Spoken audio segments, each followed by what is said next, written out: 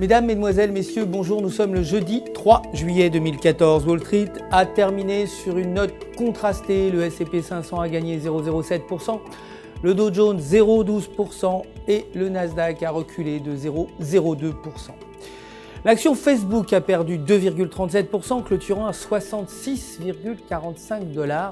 Le géant des réseaux sociaux a été interrogé par le bureau du commissaire aux informations britanniques, soulevant quelques inquiétudes.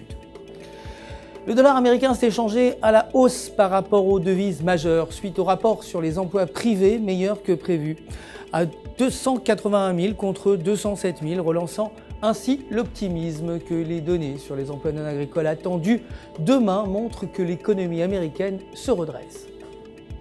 Aujourd'hui, des données économiques majeures sont attendues. La variation des emplois non agricoles s'est établie à 214 000 contre 217 000. La balance commerciale à moins 45,1 milliards contre moins 47,2 milliards. Les demandes d'allocation chômage à 314 000 contre 312 000. Le PMI non manufacturier à 56,2 contre 56,3 et le taux de chômage inchangé. L'or, pour sa part, a gagné 0,12%, terminant à 1327 $ l'once. Le pétrole brut, quant à lui, a reculé de 1,03%, clôturant à 104,25 $ le baril. Les investisseurs évitant la matière première avant le rapport hebdomadaire sur l'approvisionnement américain et sur les exportations en provenance de Libye. L'euro, pour sa part, s'est déprécié face au dollar américain, après des données économiques meilleures que prévues en Espagne et un IPP inférieur aux prévisions. La paire livre-US-dollar avoisine le support clé à 1,3565 et devrait évoluer à 1,3700. Cependant, briser le support à 1,3655 ramènerait la paire à 1,3620.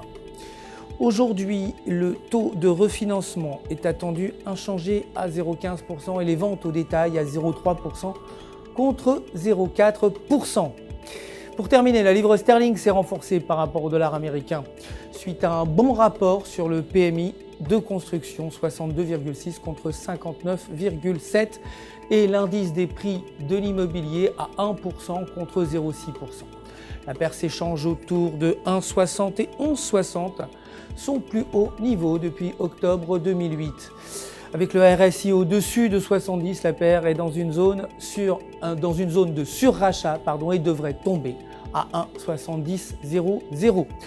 Aujourd'hui, le PMI des services est attendu à 58,1 contre 58,6 précédemment. C'est la fin du flash, mais restez en notre compagnie bien sûr sur www.ufxmarket.com/fr pour tous vos besoins de trading. Le centre d'assistance au trading du FX Market se joint à moi pour vous souhaiter une excellente journée de trading.